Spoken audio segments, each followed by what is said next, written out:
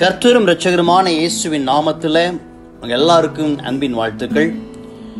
இந்த புதிய மாதத்திலும் தேவனுடைய வார்த்தையோடு உங்களிடத்திலே கடந்து வருவது மகா பெரிய பாக்கியமாக ஸ்லாக்கியமாக கர்த்தரே. நம்முடைய ஆண்டவர் நல்லவர், அவர் போதுமானவர். ஸ்தோத்திரம். இந்த ஆகஸ்ட் மாதத்திலும் நாம் நினைக்க, சிந்திக்க, பேச வேண்டிய வார்த்தை 1 கொரிந்தியர் 6:11. கர்த்தராகிய இயேசுவின் நாமத்தினாலும் நமது தேவனுடைய ஆவியினாலும் கழுவப்பட்டீர்கள், பரிசுத்தமாக்கப்பட்டீர்கள், நீதிமான்களாக்கப்பட்டீர்கள். இந்த வார்த்தை தான் இந்த மாதத்துல நாம் சொல்ல வேண்டிய, சிந்திக்க வேண்டிய, பேச வேண்டிய ஒரு வார்த்தையா இருக்கிறது. இங்க பார்க்கிறோம், இயேசுவின் நாமம், பரிசுத்த ஆவி. இந்த 2 காரியங்களும், இந்த இருவரும் தேவனுடைய பிள்ளைகளாகிய நம்மை பாவங்கள் நீங்க கழுவுகிறார்கள். கழுவப்பட்ட நம்மை பரிசுத்தமாக்குகிறார்கள். பரிசுத்தமாக்கப்பட்ட நம்மை நீதிமான்களாகவும் ஏற்படுத்துகிறார்கள். இதுதான் தேவனுடைய பிள்ளைகளுக்கு கர்த்தர் கொடுக்கிற ஒரு பெரிய ஒரு ஆசீர்வாதமா இருக்கிறது. உலக பிரகாரமாக நாம் பல ஆசீர்வாதங்களை எதிர்பார்த்து காத்து கொண்டிருந்தாலும், இதுதான் ஒவ்வொரு இயேசுவை நம்புகிற பிள்ளைகளுக்கும் கிடைக்கிற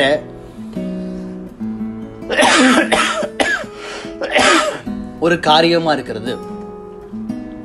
இயேசுவை நம்புகிற ஒவ்வொரு பிள்ளைகளுக்கும் கர்த்தர் இப்படிப்பட்ட ஆசீர்வாதத்தை தான் முன்குறித்து வைத்திருக்கிறார்.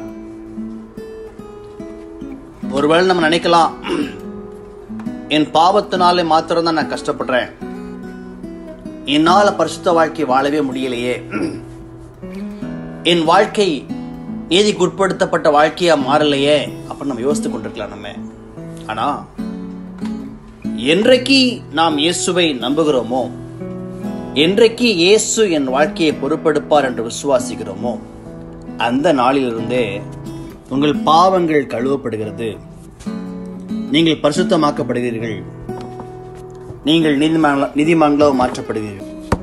என்னோடு சேர்ந்து கண்களை மூடி ஜெபிக்கலாமா? ஒருவேளை கிறிஸ்தவ வாழ்க்கையில் இன்னும் முன்னேற முடியலையே, இன்னும் இயேசு நம்ப முடியலையே, இன்னும் இயேசுவோட நம்ம நெருங்கி பழக முடியலையே அப்படின்னு யோசிக்கலாம். நீங்க உங்க சிந்தையில உங்களை பற்றிய பாவமான எண்ணங்கள் அதிகமா இருக்கிறதுனால இயேசு இன்னும் பின்பற்ற முடியாம கஷ்டப்படுறீங்களா?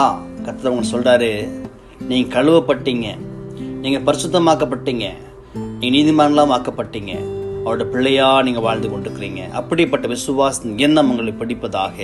கண்களை மூடி ஜெபிக்கலாம். ஹல்லேலூயா, ஹல்லேலூயா, ஹல்லேலூயா. தகப்பனே, தந்தையே, என்னோட இணைப்பிலே அப்பா ஜெபிக்கிற ஒவ்வொரு பிள்ளைகளுக்காக உமக்கு ஸ்தோத்திரம் அப்பா. ஆண்டவரே, ஆராய்ந்து முடியாத பெரிய காரியங்களையும் எண்ணி முடியாத அதிசயங்களை செய்கிற தகப்பன் அப்பா. ஆண்டவரே, இந்த புதிய மாதத்துல 1 கொரிந்தியர் 6:11 படி கர்த்தாவே, இயேசுவின் நாமத்தினாலும் தேவனுடைய ஆவியினாலும் அப்பா உம்முடைய பிள்ளைகள் பாவங்கள் அற, சாபங்கள் அற, வியாதிகள் அற கர்த்தாவ் ஆண்டவரே கழுவப்பட்டு விட்டார்கள், பரிசுத்தமாக்கப்பட்டு விட்டார்கள். பாவத்துக்கு அடிமையா இருந்த எல்லா காரியங்களும் இயேசுவின் நாமத்திலே மாறி பரிசுத்தமாக்கப்பட்டு பரிசுத்தத்திலே முதிர்ச்சி அடைந்த அப்பா ஆண்டவரே, பாவம் செய்யாதபடிக்கு ஆண்டவரே, அக்கிரமங்கள் செய்யாதபடிக்கு, அக்கிரம சிந்தனைகள் ஏற்படாதபடிக்கு ஆண்டவரே முற்றிலுமாக நீதிமான்கள் ஆக்கப்பட்டு விட்டார்கள் கர்த்தாவே ஆண்டவரே.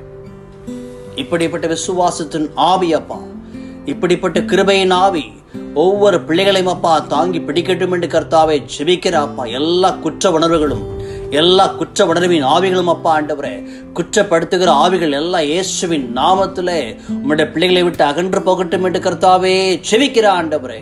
ராகாபா காபாலா ராபா, உம்முடைய வல்லமையினாலே பிள்ளைகளை மூடிக்கொள்வீர்களாக. இந்த புதிய மாதமானது ஆண்டவரே கழுவப்பட்ட மாதமாக, பரிசுத்தமாக்கப்பட்ட மாதமாக, நீதிமான்கள் என்று அறிவிக்கப்பட்ட மாதமாக இயேசுவின் நாமத்திலே மாறுவதாக.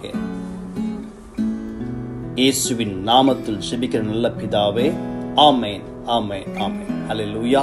இந்த வார்த்தை விசுவாசிக்கிறவங்க